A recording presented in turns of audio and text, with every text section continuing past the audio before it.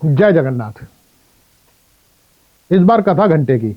मंडल committee ने नए साल की शुरुआत पार्टी के दिलजले कार्यकर्ता राधेलाल पंडित जी के प्रवचन से की। व्यास गद्दी पर पंडित जी थे, सामने हाथ जोड़े भाव विभल मुद्रा में कल्लू कसाई बैठा था। उसने पंडित जी से घंटे का महत्व बताने को कहा। पंडित जी आंख बंद कर प्रभु के ध्यान में लीन होते हुए बोले, घंटे का सनातन से नजदीकी रिश्ता है। क्या कभी किसी मस्जिद या दरगाह के बाहर घंटा देखा है? क्या गुरुद्वारे में घंटा होता है? चर्च में घंटा देखने वाले जरूर मिल जाएंगे, पर वहां घंटा बाहर होता है। केवल मंदिर ही एकमात्र ऐसी जगह है जहां घंटा और घंटी दोनों अंदर मिल जाते हैं। जिस तरह सनातन का घंटे से एकाकार है, उसी तरीके से राजनीति का भी है। सत्ता किसी की भी हो, जनता के हाथ में तो घंटा ही रहता है।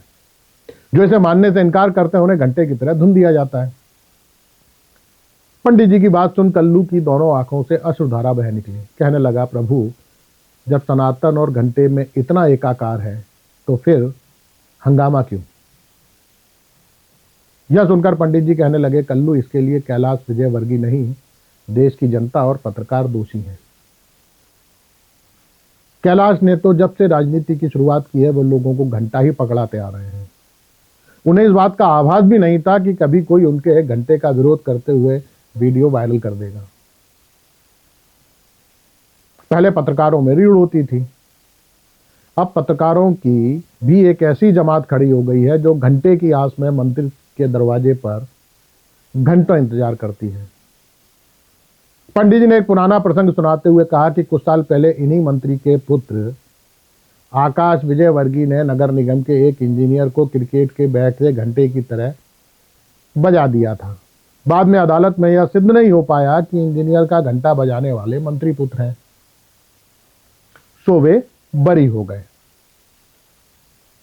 भोला जाटव के मुंह में तंबाकू की पीक भरी थी। उसने दीवार पर पिच से ढूंढते हुए कहा कि पंडित जी, हम सभी सार्वजनिक क्षेत्र में काम करते हैं,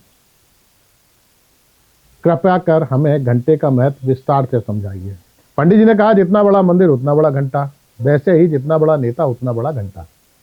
अब राम मंदिर के घंटे को ही ले लो, वह 21 क्विंटल का है, उसकी आवाज 1.25 किलोमीटर तक सुनाई देती है। दूसरी तरफ जो लोग अच्छे दिन का घंटा लेकर 2014 में आजाद हुए, वे आज विकसित भारत का घंटा गले में लटकाए घूम रहे हैं। किसान भले ही अपनी फसल सड़क पर फेंकता फिरे, पर अपनी आय दोगुनी होने का घंटा टुनटुनाता हुआ मिल जाता है। हिंदी व्याकरण में घंटा एक ऐसा शब्द है जिसका अर्थ कालखंड परिस्थिति के हिसाब से बदल जाता है। घंटा समय को भी इंगित करता है और धर्म को भी। मोहब्बत में प्रेमी प्रेमिका एक दूसरे के आगोश में घंटों बैठे रहते थे।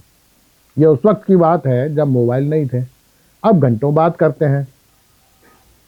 मोहब्बत का सनातन से कुछ लेना देना नहीं होता, न ही प्रेम ज्वर में बिताए घंटों का। पर आजकल बजरंग दल वाले इसे भी सनातन बनाने में लगे हैं। उन्होंने मोहब्बत में भी जिहाद खोज लिया है। अब बात धर्म की, तो वह भी अलग अलग होता है। जनता का धर्म अलग, नेता का अलग। जनता की भावना धर्म से जुड़ी होती है और नेता और बाबाओं का धंधा। एक नेता जो एक पल में कट्टर नजर आता है, पलक झपकते ही वो नेता के पास धार्मिक जनता के लिए अलग तरीके का घंटा होता है, सेकुलर के लिए अलग तरह का, जिसे मौका पड़ने पर वो आसानी से पकड़ाकर निकल जाता है। धर्म भीरू जनता के लिए मंदिर का घंटा आस्था का प्रतीक है, पर असल में वो खुद भी एक ऐसा घंटा है जिसे जो जब चाहे बजाकर निकल लेता है। इससे दो बातें साफ होती हैं। पहला, घंटा बजाने वाले की कोई जात और धर्म नहीं होता। जिसे धर्मशास्त्रों में मंदिर में घुसने की अनुमति ना हो, वो भी घंटा बजा सकता है। दूसरी बात, घंटा तभी बजता है जब उसे कोई बजाए। भीमा कश्यप का सवाल था कि इस पूरे घंटा पुराण में कैलाश विजयवर्गीय कहाँ नजर आते हैं। पंडित जी ने कहा, देखिए, कैलाश विजयवर्गीय गंदा पानी पीकर मर रहे इंदौर वासियों को जो घंटा पकड़ा रहे थे, उसका धर्म से कुछ भी लेना देना नहीं है, सिवाय इसके कि नेताजी खुद सनातन की राजनीति करते हैं। कुछ लोगों को यह भी कहते सुना होगा कि तुम मेरा घंटा नहीं बिगाड़ सकते। यहाँ पर घंटे का अर्थ होता है कुछ नहीं। कई लोग घंटे का प्रयोग गालियों की तरह भी करते हैं। गाली और सनातन का पुराना संबंध है। गालियां शादियों में भी गाई जाती हैं, रसिया में भी और ब्रज की होली में भी। पंडित जी आगे बोलते हुए कहा, जिस तरह घंटा खुद ब खुद नहीं बज सकता, वैसे ही शंख भी नहीं बज सकता। शंख भगवान विष्णु के हाथ में रहता है। शंख मंदिर में बजता है, युद्ध के मैदान में, और कुछ लोग इसे आरती और सत्यनारायण की कथा के समय भी बजा लेते हैं। शंख तभी बजता है जब दूसरा फूके।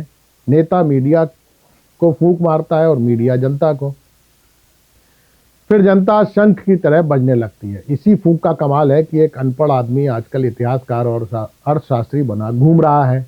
नेहरू की पेंशन पर पलने वाले शंख नेहरू को गालियां बकते नजर आते हैं।